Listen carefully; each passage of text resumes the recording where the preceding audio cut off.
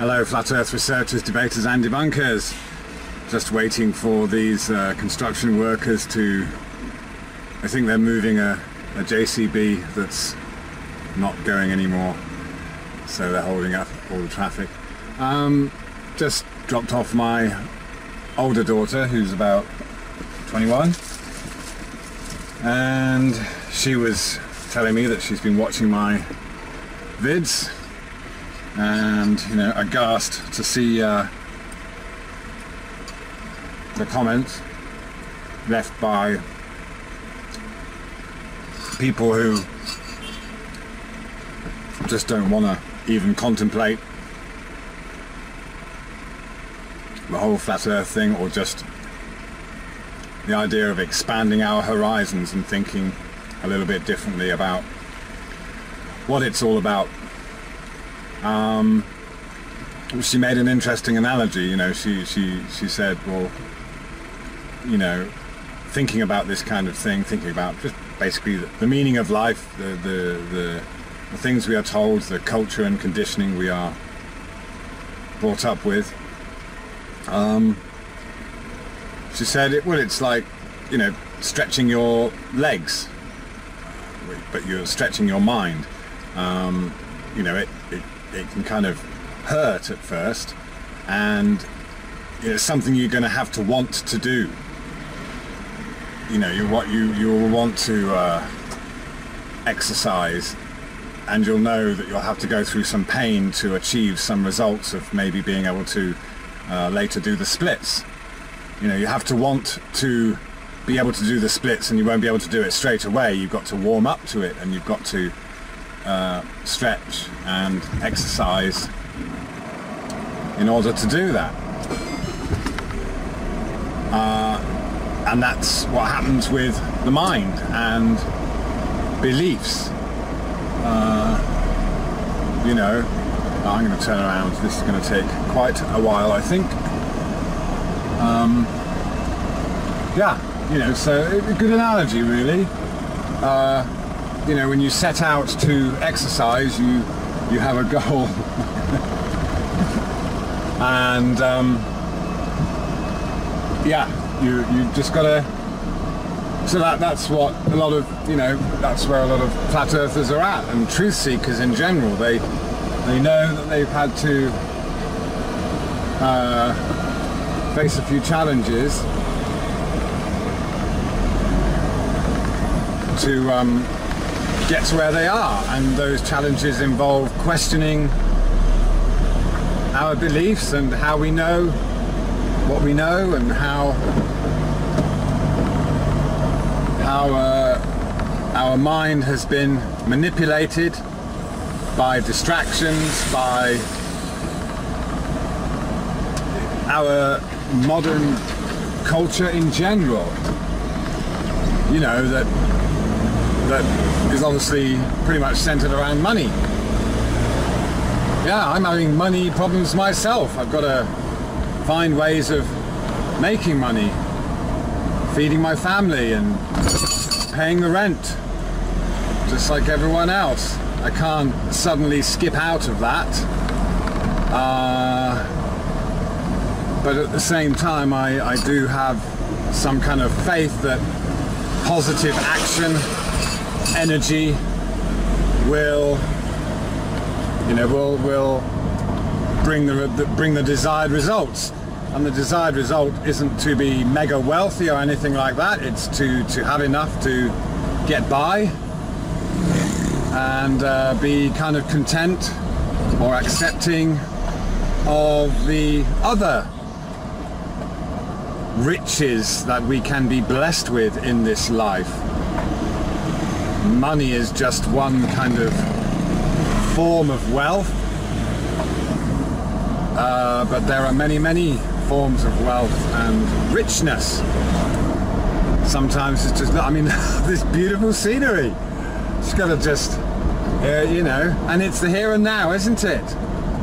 When we are, as long as we are doing good, communicating well, and we are focused on positive energy, actions, thoughts in the here and now, then we are less focused and worried and concerned and distracted by the past or the future.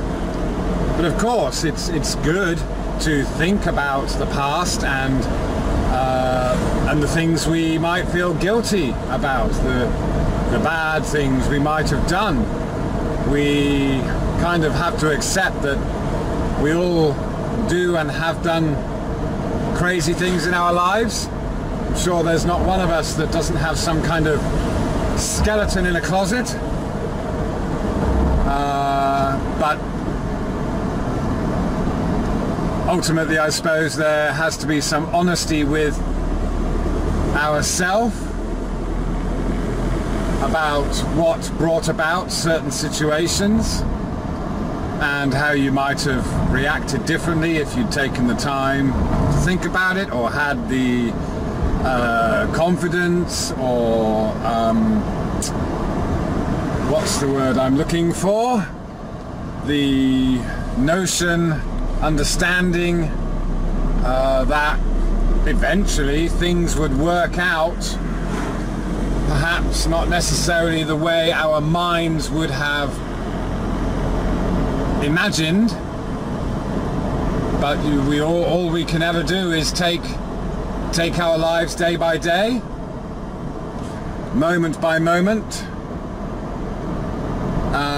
So there's only a certain amount of guilt or regret you can feel about something, or even positive things, how, or what might appear to be positive things, how long can you be impressed with yourself, pleased with yourself, proud of yourself for certain things or achievements you might have made in life?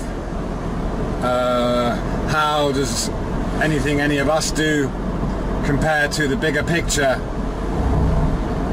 What piece of the bigger picture is it? What role are we playing in the bigger picture as our individual parts of the whole? So this is what happens this is why human behavior and a better understanding of our human nature is achieved when we really look at what we are told is our physical reality, i.e. the heliocentric model or lifestyle even, and the time construct that is built around that, and all the other models that we can perceive with our observations of our reality. But that really is the main point, isn't it? Eventually you reach some kind of grounding and peace of mind when we understand and accept and surrender to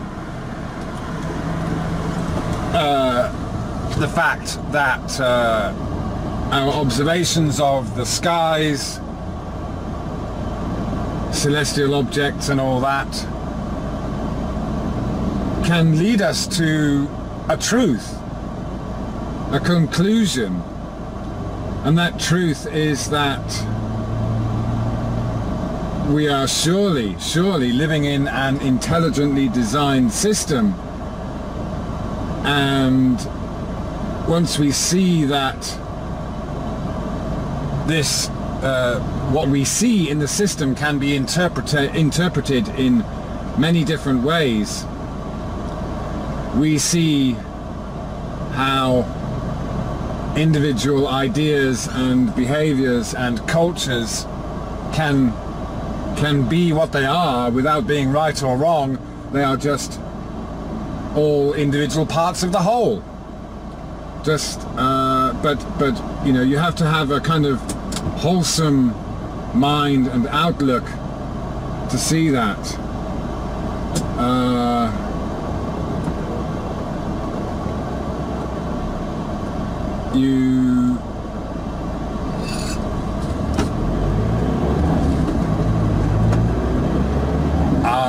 and that's the thing, isn't it? Our minds are very fragmented, I think, by this modern heliocentric lifestyle and essentially a Western culture. It's interesting, I suppose. It's kind of an obvious point, but here in Asia, where the climate is good and there is an abundance of food in nature, things grow very easily, so there's an abundance of food and raw materials. There is no, or there is less of an inclination for this rush to develop or develop our physical environment, because there are always things in the environment that we can use. So there's always a kind of pretty much a constant supply of food, whether you're living in a town or a forest or near a forest. You know, there are still many people who live on what the earth provides and live on that alone, or, you know, eke out a meager existence with some kind of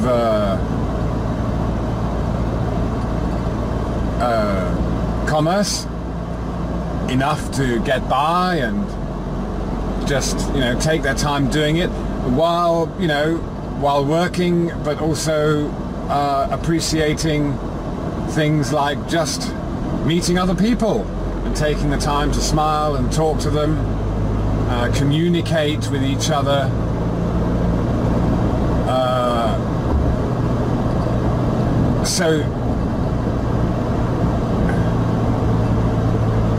But compared to the West, where obviously we have winters, and we had to develop this habit and culture and traditions of preparing for the winter months. Very much more, you know, seasonal implications to surviving.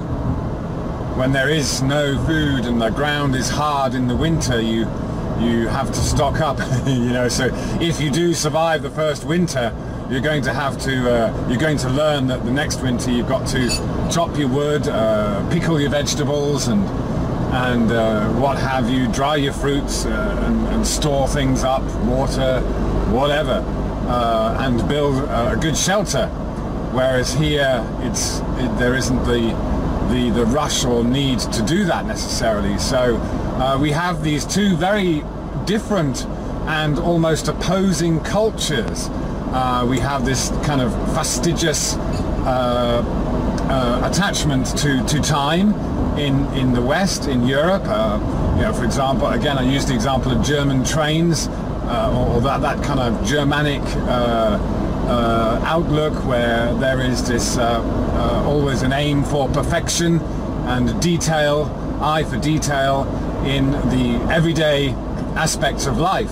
But maybe that's an essential part of survival in those very harsh conditions where people often live in you know, isolation and you know, extreme temperatures, extreme cold for much of the year.